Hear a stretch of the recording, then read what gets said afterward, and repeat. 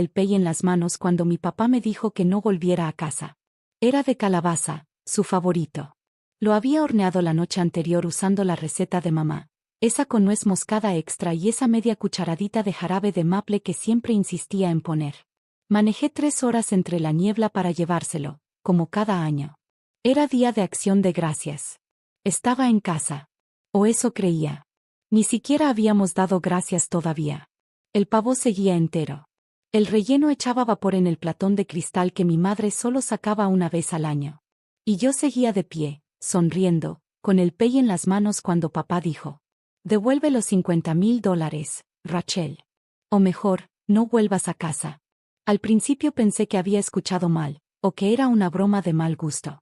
Papá no era de esos que hacen dramas, y el Día de Acción de Gracias no era momento para eso. Al menos no en nuestra familia. No hasta esa noche. Nadie se rió. Lisa estaba sentada al otro lado de la mesa, las manos en el regazo como si estuviera en un funeral. David miraba el mantel. Incluso mamá, dulce, callada mamá, evitaba mi mirada. No me senté.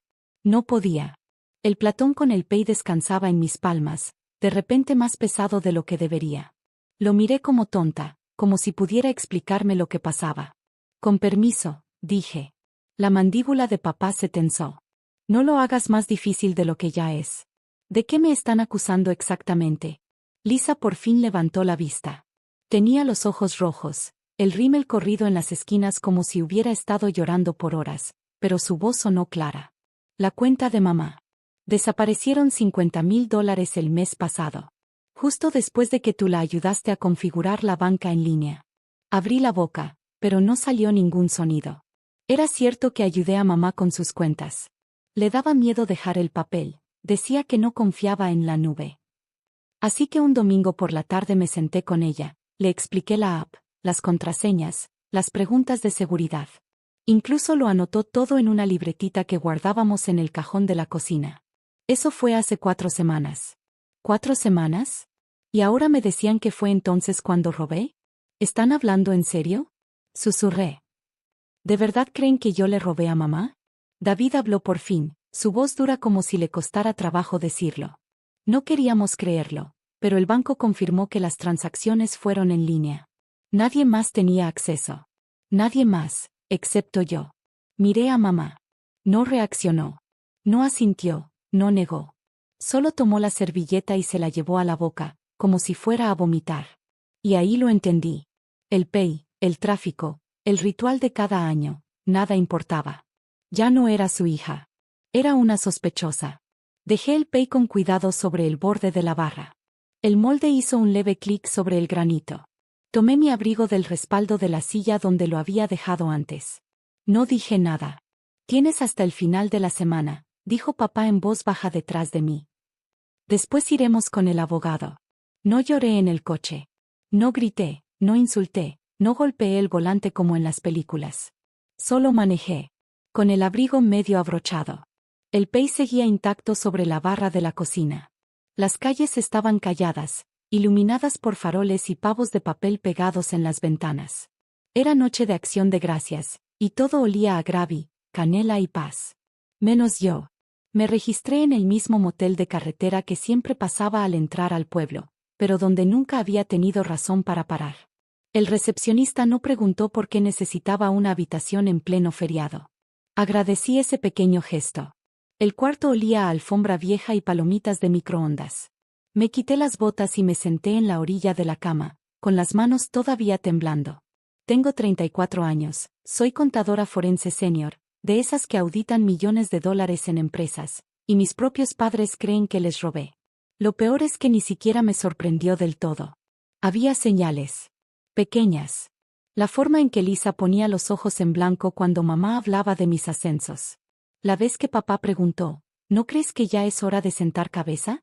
Ya sabes, vivir un poco, como si mi carrera no fuera vida real. Incluso la Navidad pasada, cuando ofrecí pagar el techo nuevo de la casa, David murmuró algo sobre que yo quería comprar lealtades. Pensé que bromeaban. Pensé que seguíamos siendo familia. Me recosté sobre la colcha y miré al techo. Intenté recordar paso a paso el día que ayudé a mamá con su cuenta. Cada clic, cada contraseña, cada recuperación. ¿Me equivoqué en algo? ¿Alguien más vio la libretita del cajón? Ese cajón nunca tenía seguro. Cualquiera pudo abrirlo. Lisa aún vivía en casa, por temporadas, dependiendo de su situación. David tenía llave. Sí, fui yo quien ayudó a mamá a hacer todo el trámite digital, pero eso no me hacía la única que sabía cómo entrar. Aún así, me creyeron capaz. Creyeron que esperé a que mamá enfermara, para robarle $50,000. Como si los necesitara. Como si fuera capaz. Mi celular vibró. Un mensaje de Lisa. No queríamos llegar a esto, pero nos la pusiste difícil para confiar en ti. Sin feliz día de gracias. Sin espero que estés bien. Solo eso, como si la que había roto algo fuera yo. Como si la que debía disculparse fuera yo. Volteé el teléfono boca abajo. En el trabajo, me paso los días desentrañando fraudes, empresas fantasma, facturas falsas. Sé cómo se ve cuando el dinero desaparece. Y también cómo se ve cuando alguien hace que parezca culpa de otro. Y ahora, alguien me había convertido en su chivo expiatorio. Me quedé viendo el techo hasta que las luces se volvieron borrosas. Si querían tratarme como la delincuente de la familia, tal vez era hora de empezar a investigar como una. A la mañana siguiente desperté temprano. Sin alarma, por instinto. Años persiguiendo fraudes me enseñaron una cosa. El dinero nunca desaparece. Solo cambia de manos. La clave es saber dónde buscar primero, y quién se beneficia. Tomé un café amargo del lobby y abrí mi laptop en el escritorio del motel. Mi firma llevaba semanas investigando un patrón de abuso financiero a adultos mayores. Cuentas modestas que de pronto quedaban vacías en 3 retiros, todos por debajo del límite de reporte federal. No era solo un banco, pero había uno que se repetía más que otros. Grenville Mutual, el banco de mamá. Nunca le dije a mi familia que yo estaba en ese caso. Era confidencial, pero tenía acceso autorizado a los datos. Sabía exactamente a quién preguntar. Le mandé un mensaje rápido a Theo, el oficial de cumplimiento que lideraba la investigación. Solo un nombre, fechas, ubicación. En menos de una hora, tenía lo que necesitaba: horarios, montos, registros de cajeros. 3 retiros de la cuenta de mamá, con 5 días de diferencia. Primero, 20,000 pesos. Segundo, 15,000 pesos. Tercero, 15,000 pesos. Cada uno hecho en persona, no en línea. Ahí apareció la primera grieta. Me acusaron de hacerlo por internet. Dijeron que solo yo tenía acceso. Pero si el dinero fue retirado en persona, no fui yo. Abrí el enlace con los videos de seguridad. Resolución baja, pero clara. Primer video, Grenville Mutual, 10 de octubre, 1:13 de la tarde. Una joven se acerca al mostrador, mirando nerviosa por encima del hombro. Cola rubia, sudadera gris, gafas grandes. Al principio pensé que era una extraña, alguien contratada para suplantar a mamá. Pero la chica se acercó a la cámara, bajó el cubrebocas para hablar con la cajera. Lisa. A pesar de lo borroso, reconocí su cara. La había cuidado de niña, la vi soplar velas, llorar por novios. Se movía inquieta, tamborileando con los dedos en el mostrador. Entregó lo que parecía la credencial de mamá y firmó algo. Su letra no había cambiado desde la prepa. Me recosté en la silla, la luz del motel parpadeando encima de mí. No solo se habían robado el dinero. Lo habían planeado. Esperaron a que yo ayudara a mamá con la banca digital y usaron eso como coartada para culparme. Abrí el segundo video. 15 de octubre, misma sucursal. Ahora era David. Sin disfraz, sin nervios. Tranquilo, seguro. Bromeaba con la cajera, firmaba como si fuera dueño de la cuenta. Tercer video, Lisa otra vez. La misma sudadera con capucha, lentes de sol diferentes. La arrogancia me ponía la piel de gallina. Pero aún faltaba una pieza. ¿Cómo habían conseguido el acceso a la identificación de mamá y a su información bancaria? Entonces recordé algo. 2 semanas antes de que ayudara a mamá a configurar la aplicación, ella se había hecho unos exámenes ambulatorios en el hospital. Nada serio, solo unos estudios preliminares. Lisa se ofreció a quedarse con ella durante la noche. El bolso de mamá había estado con ella todo el tiempo. Su chequera, sus estados de cuenta, su licencia de conducir. Ahí comenzó todo. Pero no terminó ahí. Revisé los metadatos de la configuración de la cuenta. El primer inicio de sesión después de que me fui del pueblo no fue desde el celular de mamá, sino desde una tableta conectada al wifi de la casa. La misma dirección IP que usaba Lisa cuando veía Netflix. Y la contraseña de un solo uso fue enviada a un correo alternativo que yo no había registrado. Lo busqué. El número de recuperación pertenecía a David. No solo fueron descuidados. Fueron arrogantes. Pensaron que nadie lo cuestionaría. No si la hija exitosa era la culpable obvia. No si el resto de la familia hablaba con una sola voz. Cerré la laptop. Esto no era un malentendido. No fue un momento de desesperación ni una cantidad prestada que salió mal. Fue fraude. Y usaron mi amor por mamá como cortina de humo. Cerré la bolsa de la laptop y tomé el teléfono. No para llamar a la policía. Aún no. Llamé a mi oficina. Le pedí a Teo algo específico. Las copias impresas de las firmas de los cajeros. Las necesitaría para compararlas. Luego abrí mi maleta y saqué una carpeta negra delgada, de las que uso para presentaciones en juicio. Si querían una villana en la familia, les iba a mostrar cómo se ve una que guarda todos los recibos. No llamé antes de ir. Conduje de regreso el lunes por la tarde, justo cuando la luz dorada de otoño tocaba la casa como siempre lo hacía entre Halloween y Navidad. Esa luz que solía hacer que el hogar se sintiera como hogar. Hoy no. La entrada estaba llena. La SUV de David, el coche compacto de Lisa, el sedán viejo de mamá. Sin visitas, solo familia. Me estacioné en la banqueta, me quedé un momento con el motor apagado, las manos sobre la carpeta de cuero en mi regazo. La que contenía cada recibo, cada marca de tiempo, cada mentira que creyeron que nadie notaría. Luego salí, subí los escalones del porche y entré. La casa olía a caldo de pollo y romero. Las luces de la cocina estaban encendidas. Se escuchaba el murmullo bajo de conversaciones, el ruido de cubiertos, una risa que ya no era mía. Los encontré a todos en la cocina. Lisa estaba sentada sobre la barra, taza en mano, balanceando las piernas como cuando tenía 13. David se apoyaba contra el refrigerador, brazos cruzados, expresión inescrutable. Mamá estaba junto al fregadero, secando platos con movimientos lentos y acostumbrados.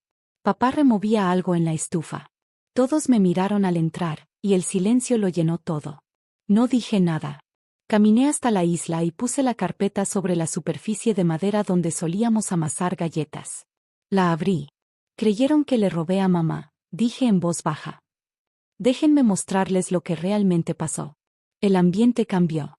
Sutil, como antes de una tormenta. Saqué la primera foto, una imagen del video de seguridad del banco. Lisa con lentes de sol, inclinada sobre el mostrador del cajero, firmando un formulario. 10 de octubre, 20,000 pesos. No en línea. No fui yo. Nadie se movió. Ni siquiera Lisa. La segunda foto mostraba a David sonriendo con un suéter azul marino, entregando un cheque. 15 de octubre, 15,000 pesos. Sentí mi voz temblar al borde, no por enojo, sino por contenerme. No eran extraños. Eran las personas con las que crecí. Lisa apretó su taza. Abrió la boca, luego la cerró de nuevo. Coloqué los recibos del cajero. Misma sucursal, mismas firmas.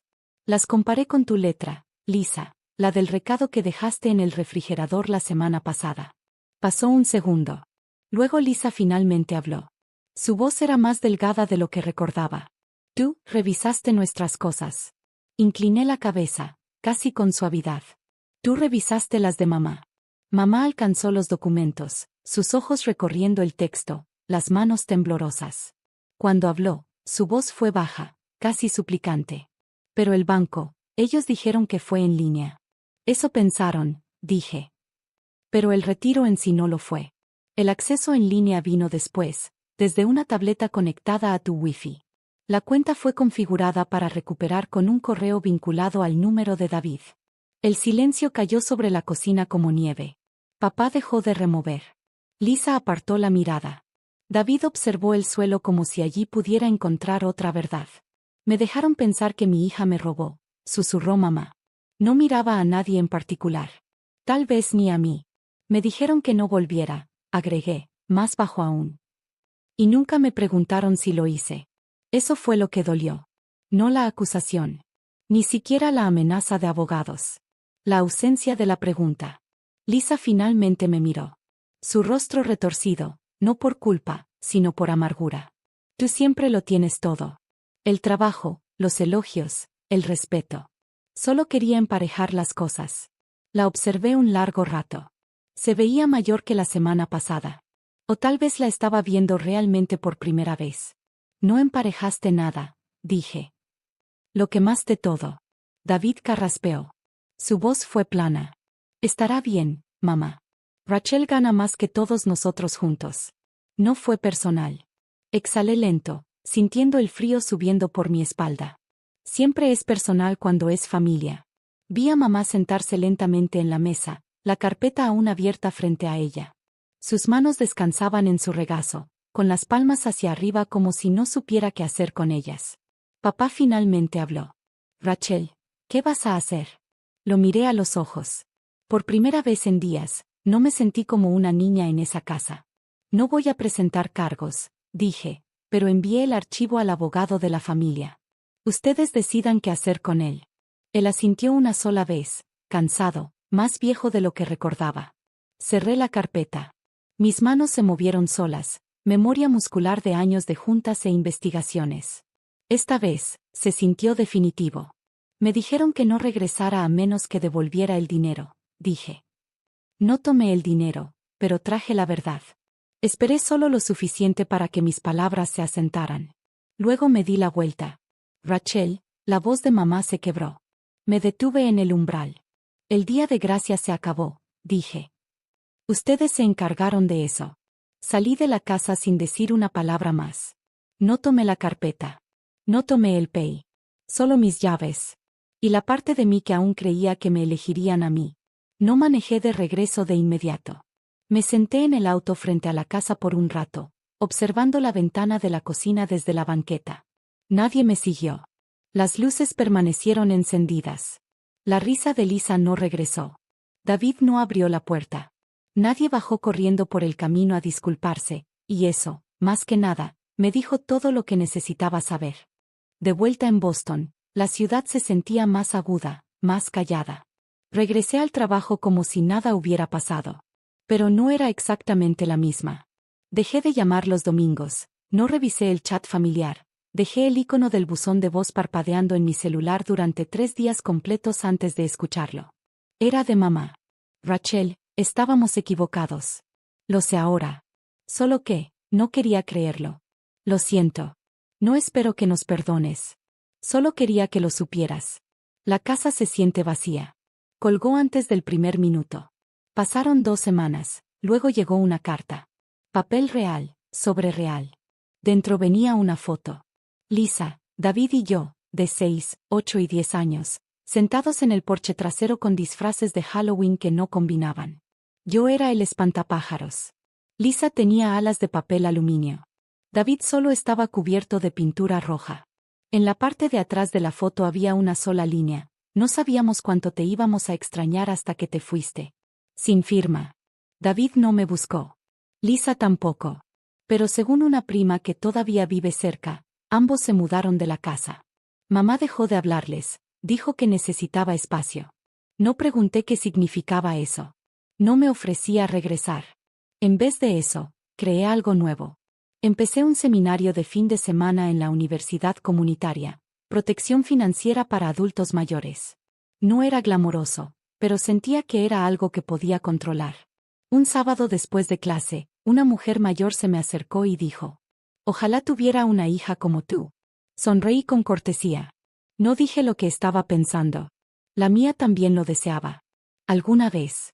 Llegó diciembre y se fue sin árbol, sin llamada, sin el intercambio anual de adornos que yo solía organizar. Hay un tipo de duelo para el que nadie te prepara. El que no viene por la muerte, sino por darte cuenta de que las personas que amas eligieron una versión de ti contada por otros, en lugar de conocerte a ti. Y una vez que tomaron esa decisión, no hubo vuelta atrás. Todavía guardo la carpeta. No está en mi oficina, ni sobre mi escritorio. Solo en un cajón cerca del librero, debajo de declaraciones de impuestos viejas y una copia de la hipoteca. No la he abierto desde aquella noche. No necesito hacerlo, porque los hechos no han cambiado.